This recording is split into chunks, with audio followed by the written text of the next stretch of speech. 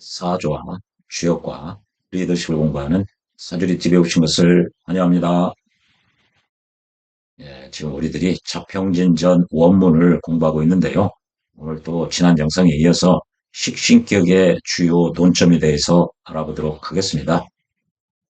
자평진전은요, 격국 위주로 사주를 분석하기 때문에 식신격도 어떤 경우에 성격이 되고 어떤 경우에 파격이 되고 성중유패, 폐중유성 이걸 기본으로 하고 있습니다. 식신격이 성격이 되는 경우는요. 첫 번째로 재성을 생하면은 성격이 되죠. 두 번째로 칠사를 제사를 하면 성격이 되죠. 이거를 식신제살이라고 그러죠. 세 번째로는 식신을 버리고 칠살과 인성을 사용하는 경우죠. 이걸 기식취살 또는 기식취살인 이렇게 표현을 하고 있습니다.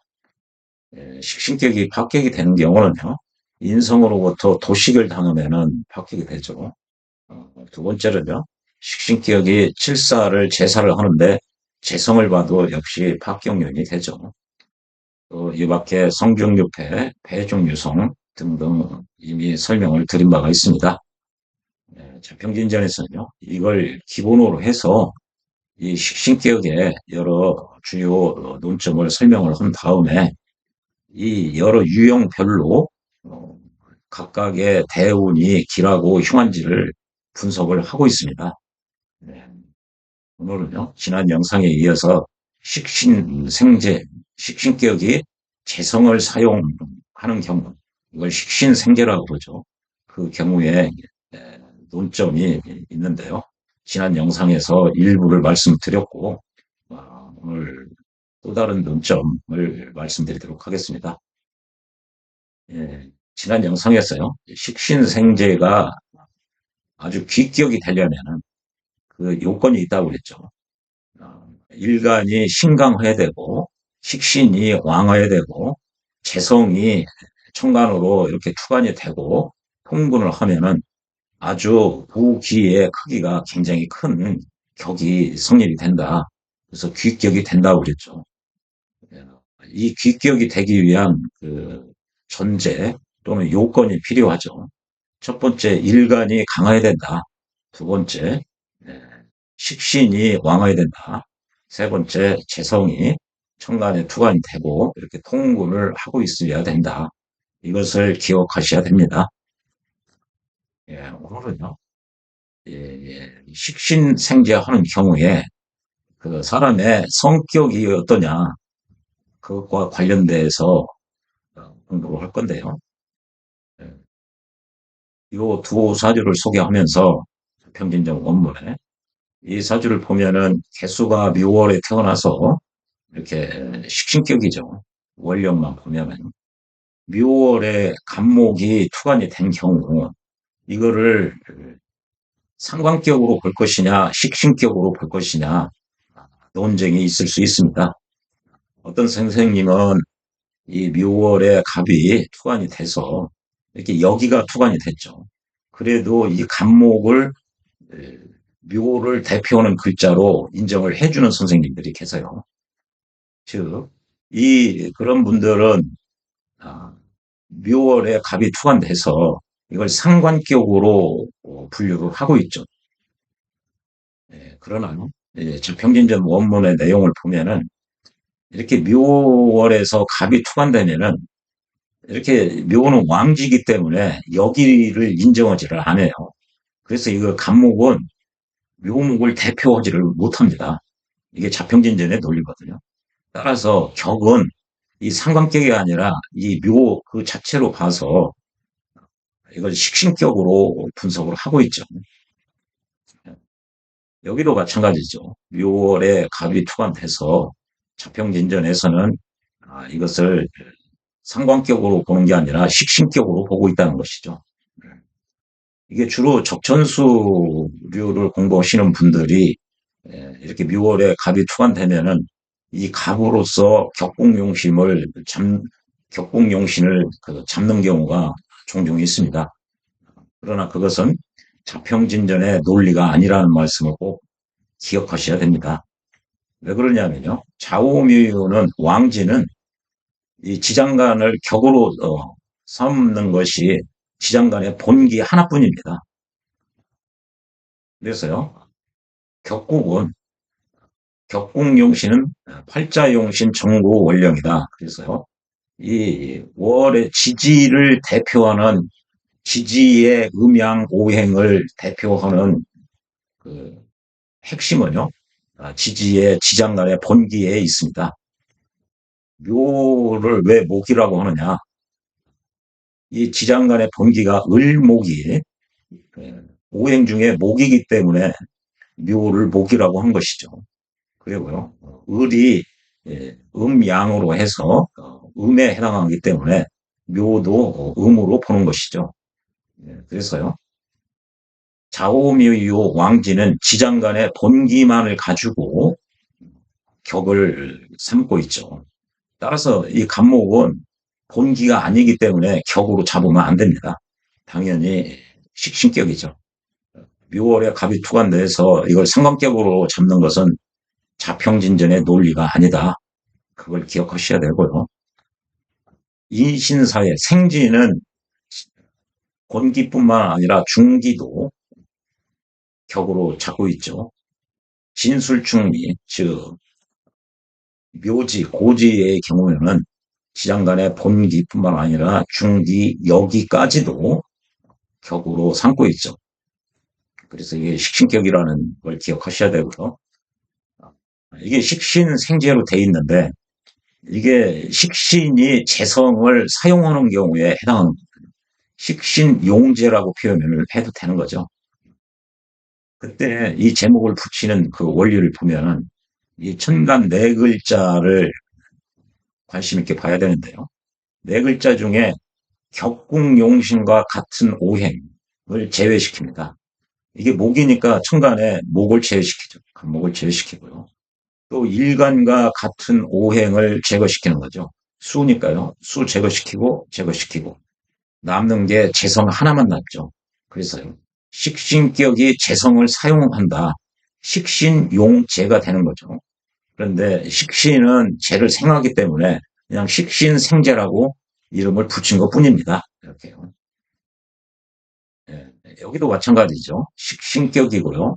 천간 네 글자를 보면 격국용신과 같은 오행을 제거시키고요. 목을 제거시키고 일간과 같은 오행을 제거시키고 나서 보니까 재성만 남은 거죠. 그래서 이 경우도 식신이 재성을 사용하는 식신격이 재성을 사용하는 경우죠.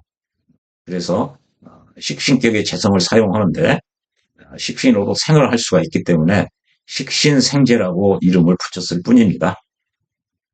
이 경우를 보면요. 자평진정 원문인데 식신격에서 식신생재하는 경우인데 식신이 암장돼 있고 지지에 암장돼 있고 즉 식신이 천간으로 투관되지 않았다는 거죠. 식신이 지지에 있고 상관이 노출된 경우 이렇게 상관이 노출됐죠. 이 경우를 얘기하는 거죠. 식신 생재격인데 식신은 지지에 있고 상관은 천간에 투출된 경우입니다. 그런 경우는 사람의 이 성정이 성격이라고 그러죠. 캐릭터 또는 뭐 퍼스널리티 이것이 강하다는 얘기죠. 그래서요, 블라블라 있는데 신루분의 사주를 보면 이 사주인데 식신격이 생재를 하는데 상관이 천간으로 투관됐다. 그러면 이 양반, 개수 이 양반은 성격이 강한 사람이다. 이렇게 추정할 수가 있다는 얘기죠. 그리고요.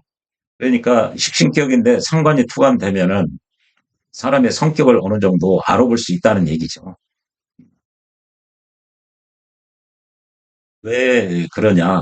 그것은 잠시 후에 이것은 일간의 성향을 표출시키는 거죠.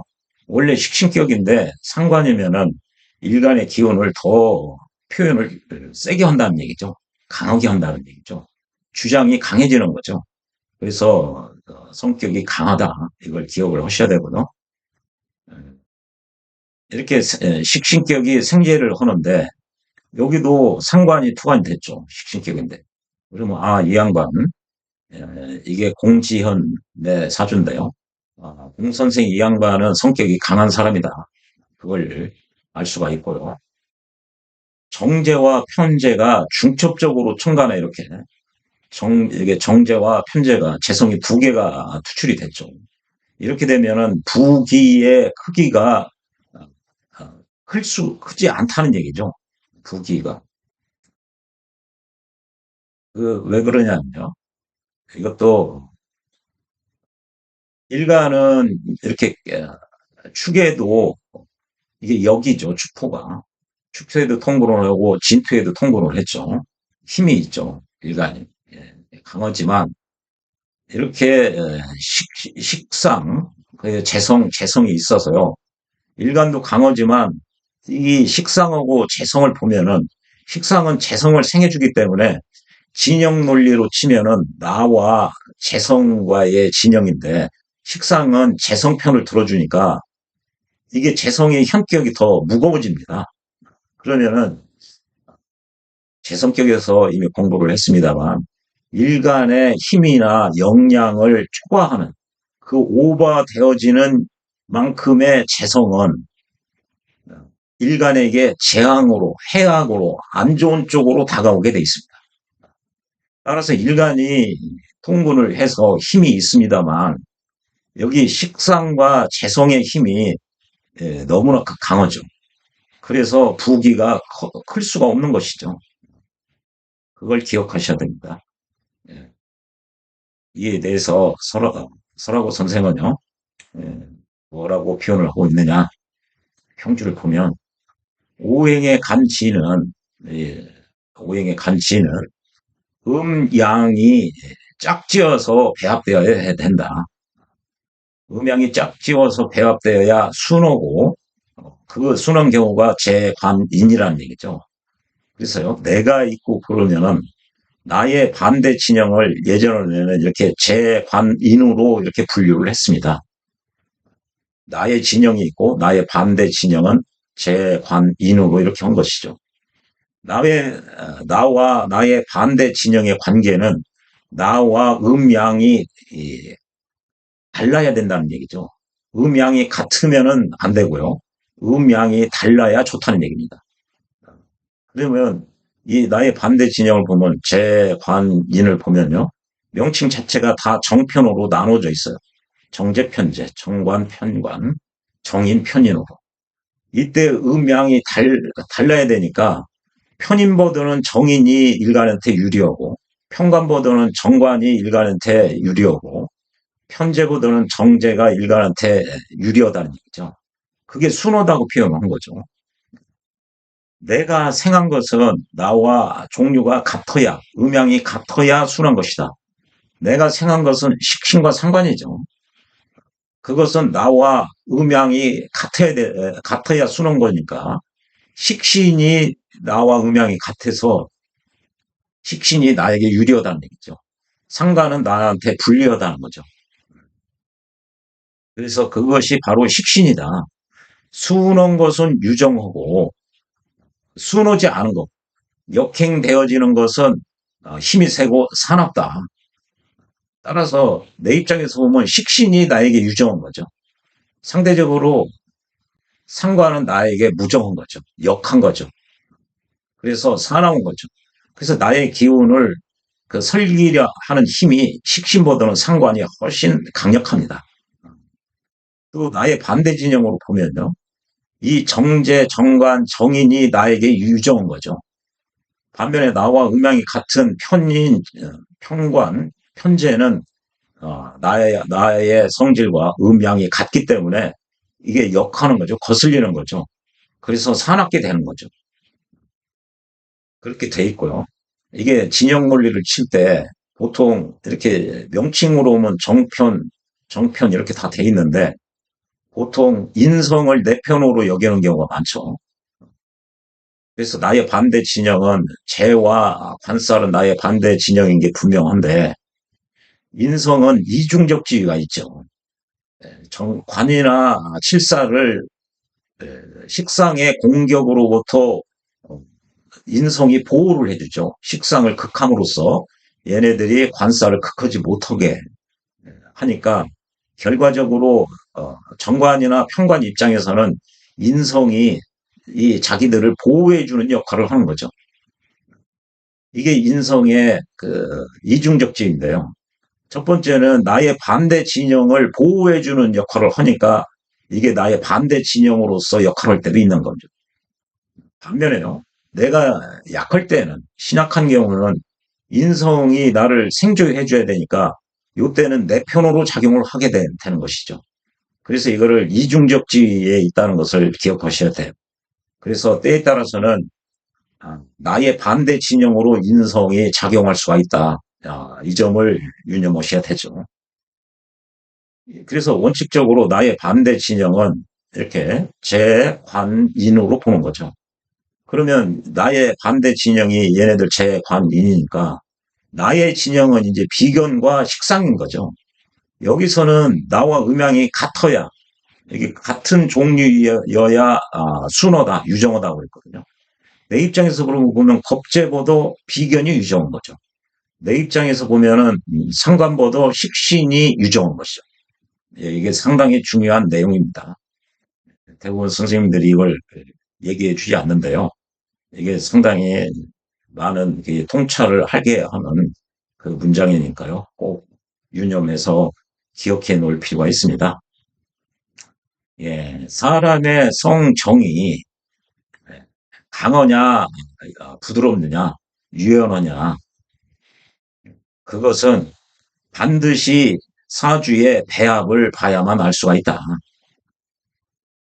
그런데요, 이렇게 숨겨져 있고 노출되고, 여기 보면은 식신은 지지에 암장되어 있고, 상관이 투출되어 있다, 노출되어 있다.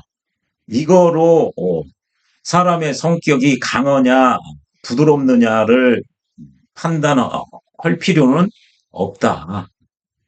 이렇게 이건 단식 판단이고 자세히 보려면은 적천수에 성정을 논함이라는 그 절이 있습니다. 이거를 봐야 좋다. 맞는 말씀이죠. 그래서 잠시 보면요. 이게 적천수의 성정을 분석하는 절이 따로 있는데요. 이게 성정이, 이 성정이 이루어지는 원리를 설명하고 있습니다. 이건 성은 이제 중용식으로 얘기하면은 천명지위 성이요. 그래서 하늘로부터 부여받은 본성이라는 얘기죠. 그리고요. 이 본성을 따르는 것이 도라고 그랬고요. 그 도를 닦는 것이 교육이고 자기 공부라고 했어요. 중용에 보면은 그래서 도라는 것은 도야자는 불과 수율이라 그래서 도를 쭉 얘기를 한 다음에 희노애락 미발이 우지 중이요 그랬거든요. 희노애락 그러니까 사단 7정에서 7정에 해당하는 거죠. 희노애고 애오욕이 7정인데요. 그것이 발악이 밖으로 표출되기 전의 상황이 중이요 그랬어요. 중용에서는. 그래서 중은 천하지 대본이고 희노애락이 밖으로 표출이 돼서 모든 상황과 맞았을 때를 화라고 그랬어요. 그때를 이걸 정이라고 그러죠. 속마음이 인간의 품성이 가지고 있는 게 맹자는 이 성향이 하늘로부터 부여받은 상황이 선하다고 본 거죠. 이제 여기에서 사단 7정 논쟁이 싹트게 된 거죠. 중용의 이 성정의 문제를 이것과 사단 7정 논쟁 또 이와 기의 문제 천심과 도심의 문제 이게 다 연결되는 문제들입니다. 그래서요. 성정이 이루어지는 그 원리를 적천수에서 표현을 하고 있는데 이렇게 사주가 있으면 이 오행이 어그러지지 않으면 오행이 부드럽게 잘 균형을 갖췄다는 얘기죠. 어그러지지 않으면은 사람의 품성이 바르다는 얘기죠. 그리고 품성으로부터 밖으로 표출되는 감정이나 표정이나 말이나 행동이나 이런 게 모두 정입니다. 정. 그것이 조화롭게 된다는 거죠. 주변 상황과 잘 부드럽게 융화가 된다는 거죠. 성격이 좋다는 얘기고 반면에 사주에 있어서 오행이 이제 혼탁하든지 어지럽게 교란이 돼 있다든지 한쪽으로 치우쳤다든지 메말랐다든지 이것이 이 네 글자가 오행이 어그러졌다는 표현이죠. 이게 오행이 어그러지면은 이 성품이 하늘로부터 부여받은 그 품성이 삐딱하다는 얘기죠. 그리고 이 품성에서 밖으로 표출되는 이 정이 주변 상황과 역행을 한다. 즉, 그 조화가 맞지가 않는다. 중용식으로 오면 희노애락이 밖으로 표출이 돼서 모든 상황과 개중철 잘 중용을 맞춰야 되는데 중용이 깨진 상태란 얘기죠. 그것이 이제 품성도 어그러지고 그 품성으로부터 나온 그, 그 정서라든지 표정, 말, 행동 이것이 주변 상황과 그 미스매치가 된다는 거죠. 거슬리게 된다는 거죠. 이런 원리의 입각에서 14개의 카테고리로 나누어서 적천수에서는 상세히 설명을 하고 있습니다. 사주에 화가 많은 성격, 사주에 화가 많으면 성격이 어떻다, 수가 많으면 성격이 어떻다, 또 여름의 나무, 목화상관의 사주는 뭐 어떻다 등등 해서 이게 14가지의 유형으로 나누어서 상세히 설명을 하고 있습니다. 예, 금수상관의 경우도요. 금일간이 왕한데 수를 본 경우와 금일간이 약한데 수가 왕한 경우 이게 둘 다 다르다는 얘기죠. 금일간이 왕한데 수를 보면은요. 이런 사람의 성격은 그 밖으로 표현하는 표정이나 말이나 행동이 원만하다는 얘기죠. 유연하고 부드럽다는 얘기죠. 그러면서 내면적으로는 아주 강직하고 아주 지켜야 될 것을 따박따박 지키는 성품이라는 얘기죠. 외유내강이라고 할까요? 그러고요. 이런 사람들은 주변 상황에 따라서 어떻게 표현하고 말하고 행동해야 될지를 아는 능력이 있는 거예요. 그리고 이들은 늘 청렴하고 주변 사람들에게 은혜를 베풀 줄을 안다는 얘기죠. 그렇게 처신을 잘 한다는 얘기고요. 그리고 본인의 행동이나 뭐 이런 걸 남한테 그 덕을 베푼다든지 이런 걸 드러내지를 않는 거죠. 그러면서 중용에 맞게 잘 처신을 해 나가는 거죠. 이른바 군자 스타일이라고 볼 수가 있죠. 거꾸로요. 금일간이 약한데 물이 많다. 수가 왕한 경우는 이렇게 돼 있어요. 이 일을 처리함에 있어서 황당하다. 황당하게 일 처리를 한다는 얘기죠. 그리고요.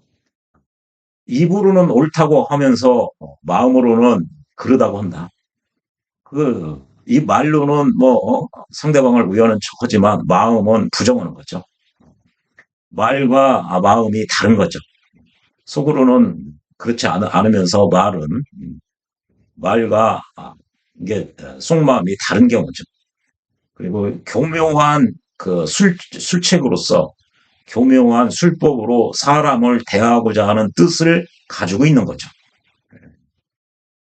이거는요, 이게 윤석열 씨 사주인데요. 이 양반이 작년과 올해의 상황을 놓고 보면요. 기본적으로 이게 수가 많아요. 자진을 합도했고요. 또 상관이 이렇게 투출돼서 이 무토가 굉장히 중요한 역할을 하는데 이 무토가 또 권력이기도 한데 이게 작년 상황과 올해 상황을 보면은 이게 이 무토가 붕괴됐습니다. 그리고요. 작년 상황 이게 올해 상황을 보면은 올해 같은 경우도 이게 이게 대운이 좌우충을 하죠. 좌우충을 하면은 이게 왕신을 충을 하면은 왕신은 더 발동되죠. 세자는 뿌리가 뽑히고요. 그래서 이게 흉하게 돼 있는 거죠. 이러던 차에 작년 유년에서 이게 진운이 오니까 자진 이게 수가 폭발해 버린 거죠. 그리고 이 무토가 간목에 의해서 극을 받아서 없어지는 거고 그래서 이 요건이 딱 충족이 됐어요. 올해도 마찬가지죠. 이게 을목에 의해서 모토가 극을 받고 이게 사화가 있으면은 이게 자진 합을 하는데 이게 물인데 술이 화가 기운이 오면은 이 왕한 수의 기운이 더 발동되는 거죠. 그러니까 지금 이 상황에 들어맞게 돼 있어요. 일 처리하는 것이 황당하게 한다. 입으로는 옳다고 하면서 이것이라고 하면서 마음으로는 그러다고 한다. 말과 속마음이 다르다. 그리고 교묘한 술책으로 사람을 대하려고는 뜻을 가지고 있다. 이거 소생이 얘기하는 거 아닙니다. 이걸 응용을 하면은 저 양반이 지금 올해 어떤 상황에서 어떤 마음을 가질 가능성이 크다. 이걸 알 수가 있는 거죠. 거꾸로요. 이런 성정의 문제를 본인 사주에 대입해서 아, 알아보면은 내가 올해 내가 어떻게 마음을 먹을 가능성이 크다. 그걸 알 수가 있는 거죠. 그래서 이 명리가 자기가 어떤 사람인지 자기 인식이라고 그러죠. 셀프 어웨어니스 하는데 아주 탁월하죠. 보통 자기 자신이 공정하고 객관적인 사람이라고 스스로 판단을 하지만 이런 원리에 입각해서 자기 사주를 보고 자기의 대운과 유년을 적용을 해서 이렇게 분석을 하면은 내가 올해 내년에는 어떤 마음을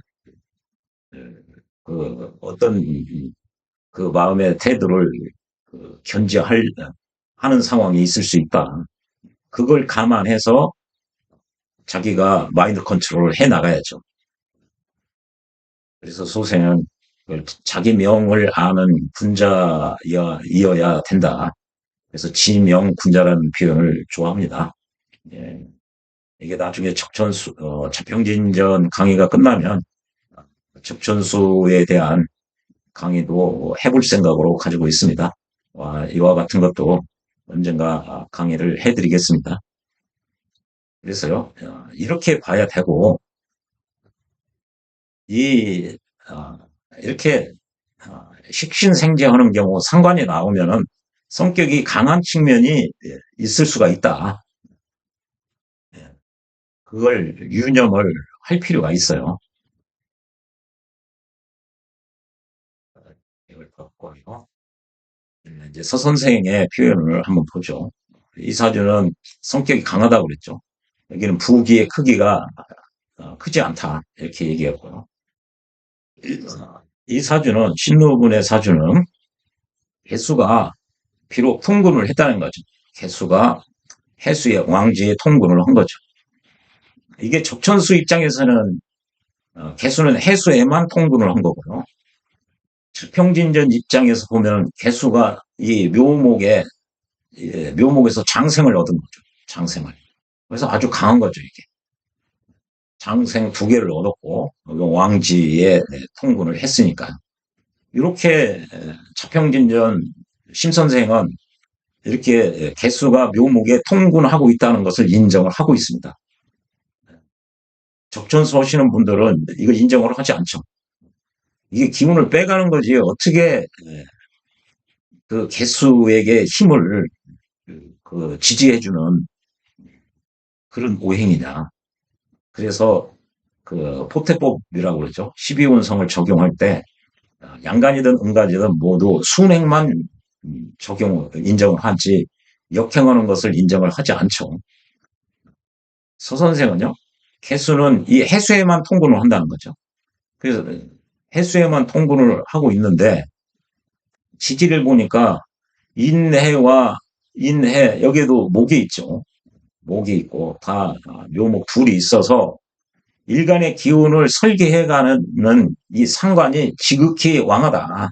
너무나 왕해서 이 일간의 기운을 빼가는 것이 한도를 넘어서서 나쁜 것처럼 보인다는 얘기죠. 이게 이제 아까 말씀드린 대로 적천수를 따르면은 이 개수가 묘목에 통근하는 걸 인정을 안 하니까 이렇게 여기에 해수에만 통근을 하고 있는데 이게 기운을 빼가는 거 보니까 지금 묘목, 여기 간목, 여기, 여기 인목, 이게 막강한 또 해묘 합도하죠. 그래서 일간의 기운을 너무 많이 빼간다. 그런 것처럼 보인다는 얘기죠. 그래서, 어, 이런 측면이 있기 때문에 성격이 강하다고 하는 측면이 있는 거죠. 즉, 아까 그랬죠.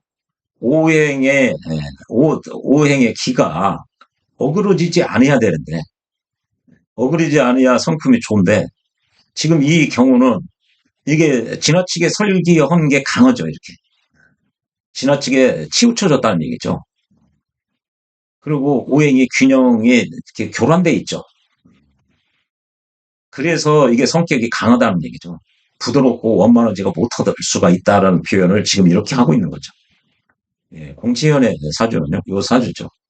개수가 여기 축에도 진에도 축진에 통근을 했을지라도 결국은 왕하지 안에서 싫어한다. 그래서 발복하는 것이 크게 될 수가 없다. 이게 보면은 개수가 여기에 통근을 했죠. 여기 진에도 통근을 하고요. 여기에 통근을 하면은 자평진전 원문에 입각에서 보면은 천간의 비견 두 개 얻은 것보다 더 강하다. 이렇게 표현을 하고 있거든요. 그러면 이 자체로 보면은 진에도 이 축에도 통근을 했기 때문에 강한 것처럼 보여요. 일간이요. 그런데 이 묘와 갑과 다 식상이죠. 또 재성 놓고 보면 이 식상과 재성 얘네들 세력과 일간 세력을 놓고 보면 얘들이 더 재성이 더 크다는 얘기죠. 얘들이. 식상은 결국은 재성편을 들어주니까요. 그러면은 나와 재성편 반대 진영과의 관계를 보면은 여기 개수가 힘과 역량이 어느 정도 있으나 이게 재성의 크기에 도달하지는 못하는 거죠. 그러니까 나의 힘과 역량을 오버되는 만큼의 재성 세력은 나한테 불리하게 재앙으로 다가온다고 재성격 시간에 누누이 설명을 드린 바가 있습니다. 따라서 이렇게 개수 일간만 보면 힘이 있는 것 같으나 이게 식상하고 재성하고 다 감안해서 놓고 보니 일간이 얘네들을 다 식상 또 재성을 능가하리만큼 힘이 있는 건 아니죠. 그래서 부기가 즉 발복하는 것이 즉 복을 받는 것이 크지 않다는 얘기죠. 이렇게 천간에 재성이 두 개씩이나 나와 있으면은 이쪽 힘이 강해질 수밖에 없는 거죠. 그냥 상식적으로 생각해서. 그래서 일간 세력 대 재성 세력으로 놓고 볼 때 정편이 혼잡돼 가지고 함께 나와 있으면은 이쪽 세력이 더 큰 거고요. 그러니까 나의 힘과 역량을 오버하는 초과되는 재성은 나한테 불리하게 오는 거죠. 재앙.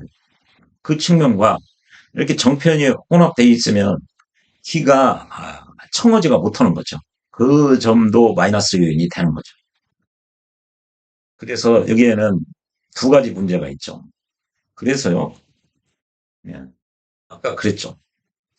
이게 식신생재하는 게 아주 좋은 격이 되려면 신강해야 되고 식신도 왕해야 되고 재성은 천간으로 투관돼서 지지에 통근하고 있어야 된다. 이 세 가지 요건을 말씀드렸고 지난 영상에 재성이 편재와 정재가 중첩적으로 나올 필요는 없다.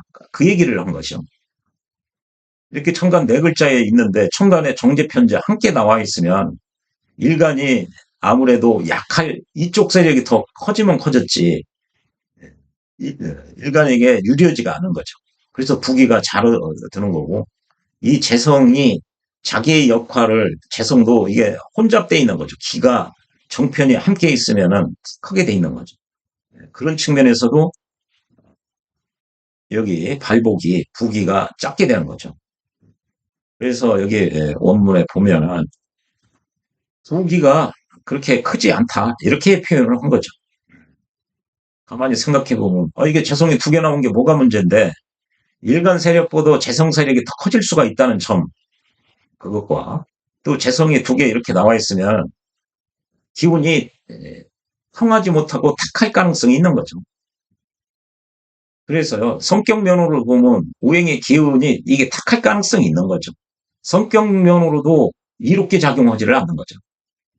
여기는 가뜩이나 식신인데 상관까지도 나왔고 객관적으로 보여지는 성격으로 보면 이쪽이 여기보다 여기 심노분 이 양반보다 이 공지은 이 양반의 성격이 더 적천수 이론의 이 입장에서 보면은 이게 더 혼탁하고 어지럽고 한쪽으로 치우쳐져 그럴 가능성이 더 큰 거죠. 네, 여기까지 했고요. 무릇 식신과 상관을 사용하는 경우는 사람의 성질이 총명하다. 그러냐 일간에 뛰어난 기운이 식신상관으로 표현을 하면은 이게 발설을 해서 표현을 하면 좋은 거죠. 그래서요, 이게 정화, 이게 빼어난 기운이라는 거죠. 일간의 빼어난 기운. 그래서 이게 강해야 됩니다. 약하면 안 빼어나지가 못한 거죠. 그 빼어난 기운을 밖으로 발설, 발현, 표현을 해서 표현을 하는 것이 월등하다. 좋다는 얘기죠. 식상을 쓰기 때문에. 이게 있으면은 일간이 강한데 지난 영상에서 식상이 없으면은 기운이 자기한테만 머물러서 활동력이 떨어진다고 그랬죠. 기운이 정체돼서 결코 사주가 좋은 사주가 못 된다고 그랬죠.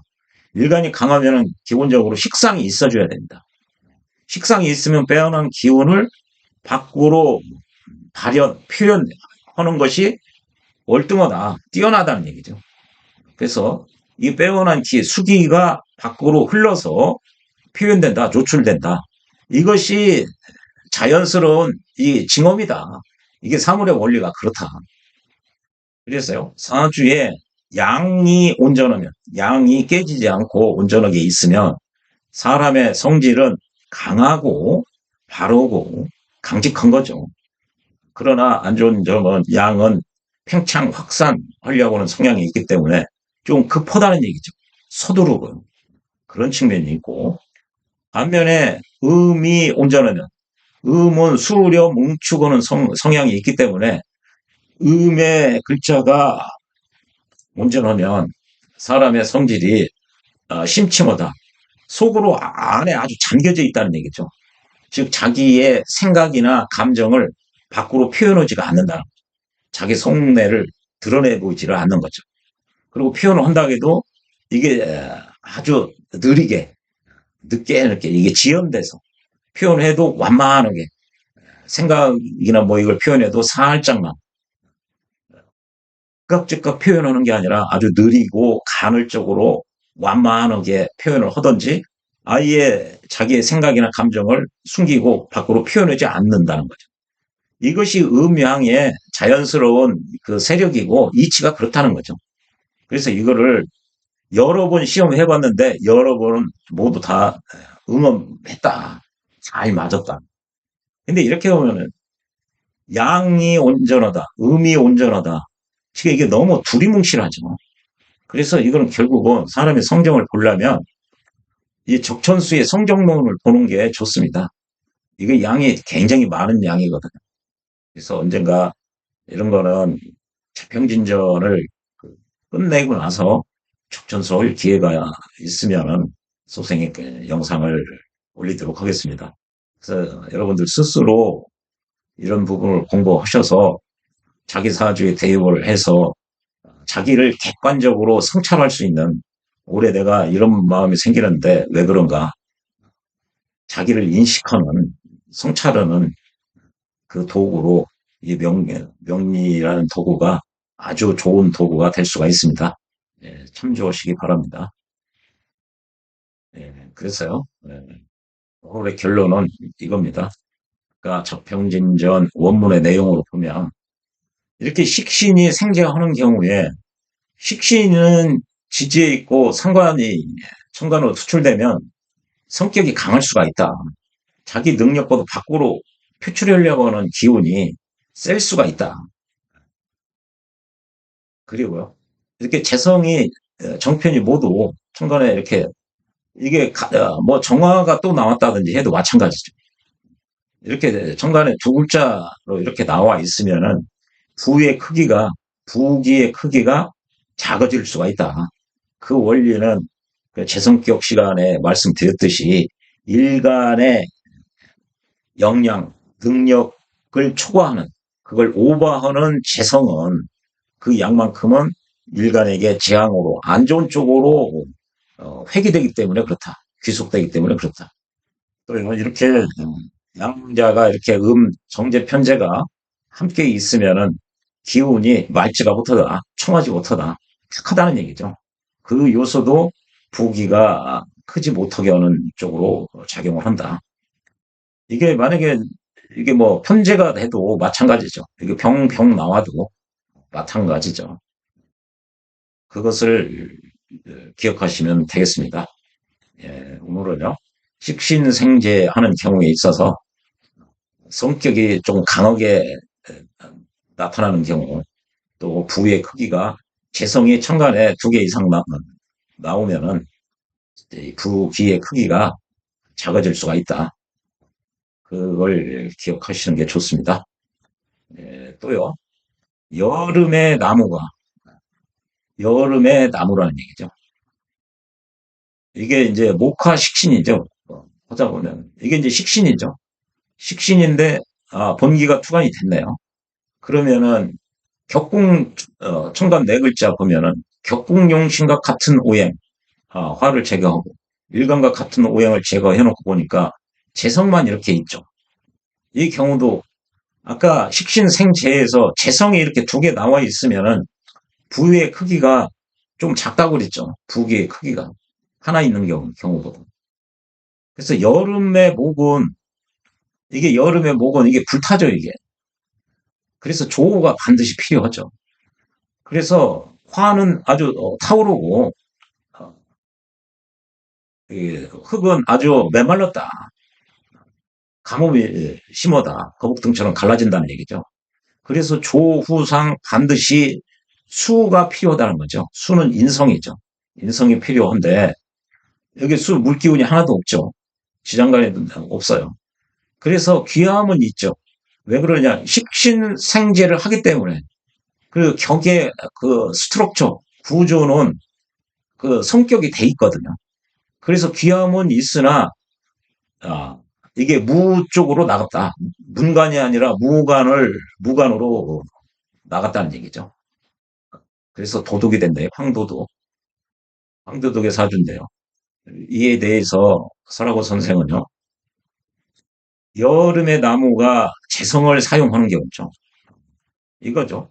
여름의 나무가 이 재성을 사용하는 경우죠. 아, 화는 타오르고 토는 메말라서 반드시 인성이 있어야만 된다. 수죠. 비록 그 인성이 용신이 되지는 반드시 수가 이게 용신은 아닐지라도 조로서 그 수를 취해야 된다. 만약에 그 인성이 부족하거나 없으면은 그래서 인성은 없어서는 안 되는 물건이라는 얘기죠. 그러니까 이 사주는 너무 뜨겁고 땅이 메말라서 수가 인성이 용신은 아니지만 없어서는 안 된다는 거죠. 이 조우상으로. 황도둑의 사주는 좋은 점은 간목이 이렇게 록에 앉아서 이렇게 록에 앉았죠. 그래서 록에 통근을 해서 참천지세 하늘을 찌르는 세력을 이미 형성이 됐다. 이게 적전수에 나오는 표현이죠. 그러나 결국에는 이게 편고하다는 거죠. 지나치게 메말라 있어서 조금 나쁘다. 그래서 중화의 도에 도달하지 못했다. 중화에 맞춰지지를 못했다는 얘기죠. 그래서 비록 기할지라도 무관 쪽으로 나갈 수밖에 없었다. 그 얘기죠. 이제 조후도 감안을 해야 된다는 얘기죠. 식신생제에서 모두 기격이 아니라 이런 이렇게 자평진전에서도 조후를 이런 식으로 감안을 하라는 거죠. 이게 자평진전 내용이죠. 그래서요. 이게 보면 참천지세라는 게 이게 적천수 원문이죠. 식간 하늘을 찌르는 기상이다. 간목은 순양의 나무로서 하늘을 찌르는 기세고요. 아주 웅장하다고 그랬죠. 이게 적천수 원문이고 이게 원주죠. 유백원 선생이. 그리고 임철주 선생이 주석 다루는 거는 간목은 순양의 나무로서 체가 원래 견고하고 참천지세다. 여기서 따온 거죠. 하늘을 찌르는 세력이고 그런 기세고 또 웅장하기가 아주 극에 달하다. 아주 대단하다는 얘기죠. 그래서 이런 점은 좋죠. 그에게는 일가는 신강에서 좋은데 또 그 식신도 힘이 있고 좋죠. 재성도 여기 천간에 떠 있고 통근을 했죠. 그러면 식신생재기억이 귀기억이 되기 위한 요건 세 가지를 모두 다 갖췄다는 얘기죠. 모두 다 갖췄어도 조후로 보니 조후도 중화를 이루기 위한 수단이거든요. 억부용신뿐만 아니라 조후용신도 이게 중화에 도달하기 위한 다 이 중화의 원리에 포괄되는 개념들이거든요. 그래서 식신생재 이게 요건은 모두 갖췄다고 해도 이게 여름에 나무기 때문에 갑의 그 기상은 굉장히 하늘을 찌릿 듯한 기세나 이게 물이 없어가지고 시들기 직전이라는 거예요. 땅도 다 메말라. 그래서 중하에 도달하지 못해서 귀하기는 귀하지만 이것도 역시 부기의 크기가 작다는 얘기죠. 여기도 이거 두 개 나온 것도 별로 좋은 쪽으로 작용하지 못한 데다 대고 또 이게 조후까지 맞지 않아서 그런 거죠. 예. 이런 점도 기억을 해놓아야 좋습니다. 이걸로 마치고요. 다음에는 식신격을 포기를 하고 칠살과 인성을 취하는 경우 그거에 대해서 말씀드리도록 하겠습니다. 예, 시청해 주셔서 고맙습니다.